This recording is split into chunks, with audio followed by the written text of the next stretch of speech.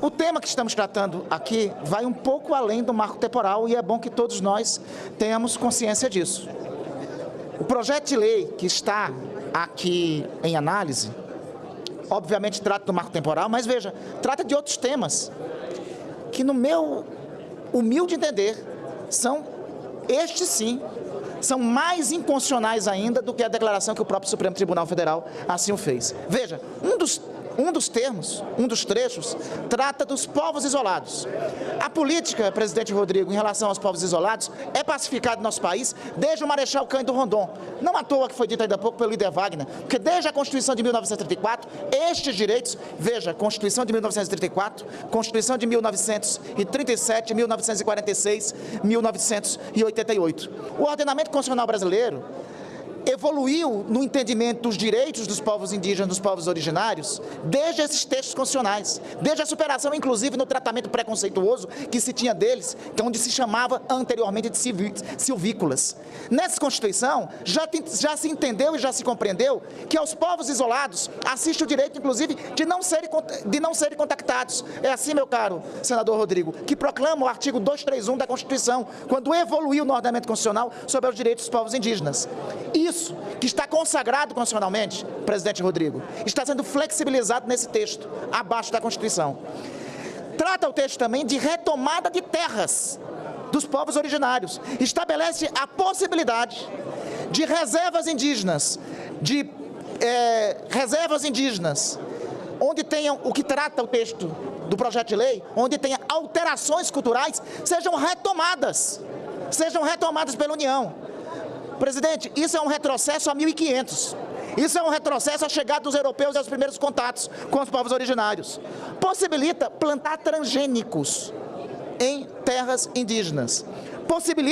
Proíbe ampliação de terra indígena já demarcada. Presidente, isso é inconstitucionalidade flagrante.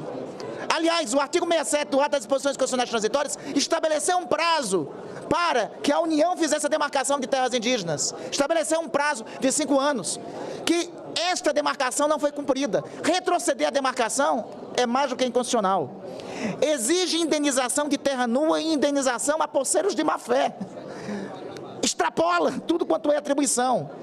Onera a União sobre concessão dos entes federados. Libera a exploração de terras indígenas para indígenas e para não indígenas.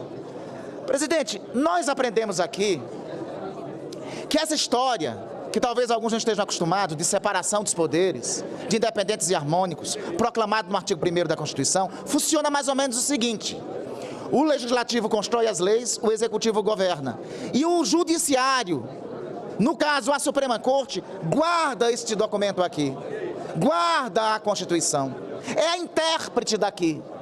Este é o entendimento consolidado que existe na repartição de poderes, tal qual nós conhecemos. O Supremo Tribunal julgou um caso em tela sobre isso. Correndo atrás, o Legislativo tentou alterar o julgamento em tela através de uma lei infraconstitucional, abaixo da Constituição. Por óbvio, presidente, essa matéria será levada ao veto do presidente da República. Por óbvio, mesmo que o veto ou os vetos venham a ser derrubados, por óbvio, será mais uma vez acionada a Suprema Corte, porque ela existe para isso, para ser acionada quando esse documento é ofendido, quando esse documento é descumprido. Existe aqui uma alegação que me parece flagrantemente também, presidente, falsa, de interferência. Se há interferência, e se interferência existe, é a interferência nossa, no entendimento consagrado da evolução do direito dos povos indígenas. Está lá no artigo 236, tudo isso que está sendo aqui ofendido e atacado neste projeto de lei que nós estamos aqui votando, tudo isso está consagrado em um princípio do artigo 231 da Constituição, que proclama para nós o seguinte: são reconhecidos aos índios sua organização social, costumes, línguas, crenças e tradições, e os direitos originários sobre as suas terras, que tradicionalmente ocupam, competindo à União demarcá-las, proteger e fazer respeitar os seus bens. O que está neste artigo 231, presidente, está totalmente sendo ofendido aqui. Por isso, é óbvio que ela não nasce inconstitucional, mas ela será inconstitucional por óbvio, porque ela ofende de morte tudo que está consagrado. Mais que isso, presidente, eu ouvi discursos desde a CCJ mais adiante, proclamando o seguinte: mas é impagável essa dívida com os povos originários.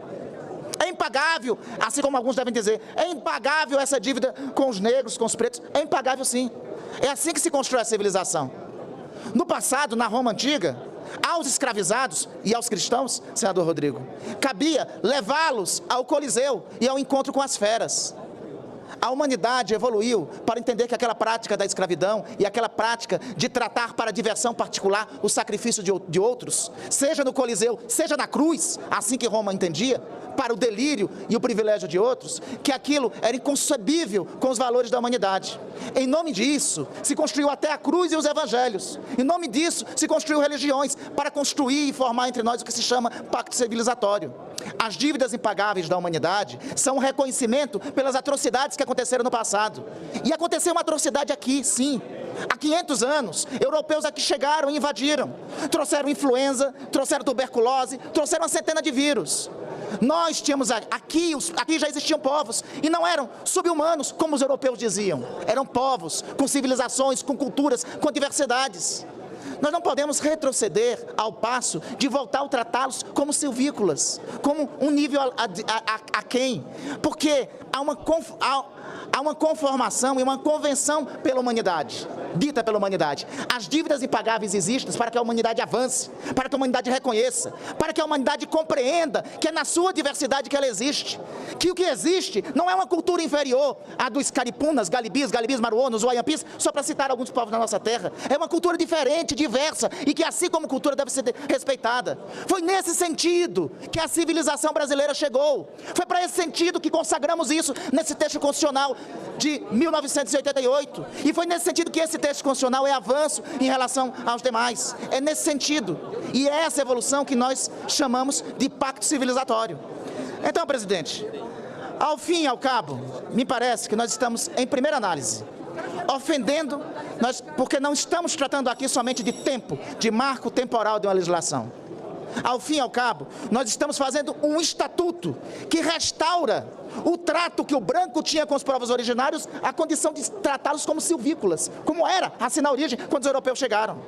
É isso que aqui estamos fazendo. É este o nível do retrocesso. Ao fim e ao cabo, nós estamos ofendendo e usurpando o que aqui está na Constituição. A Constituição de 1988, em nenhum momento, a Constituição de 1988, em nenhum momento restabeleceu a questão, tratou a questão de marco temporal. A Constituição de 1988, ao reconhecer o direito dos povos indígenas, reconheceu que nós tínhamos sim uma dívida com os povos originários daqui, que deveriam ser paga e deveria ser, sobretudo, falo para concluir, presidente, somente um minuto, deveríamos, sobretudo, reconhecer os povos que aqui existem, com culturas diferentes das nossas, com valores diferentes de nossos, e que junto conosco constituem um povo só, o povo brasileiro. Mas, por aqui viver, antes da chegada dos europeus, tem que ser assim reconhecido. A legislação, se triunfasse, seria um retrocesso histórico no que a civilização brasileira, ao longo do tempo, tratou.